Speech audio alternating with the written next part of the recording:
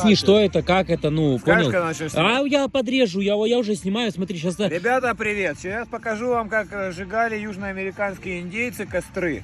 Берем, делаем вот так вот пальчики, делаем небольшой ромбик и едемте.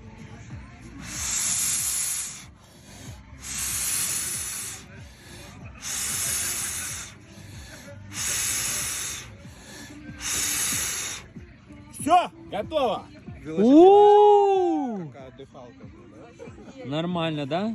А вы тут с опахалами своими. Подписывайтесь, Серкончик плохого не посоветует. Плов четкий. Подписывайтесь, Серкончик плохого не посоветует. Есть куча гайдов, как открыть шампанское, как разжечь костер, как уломать бывшую, вернуться. Но это нам ни к чему. 7 миллиардов людей на планете. У каждого есть, каждой твари по паре. Серкон с вами, подписывайтесь. Люблю, обнял, доброй ночи. У костра очень тепло.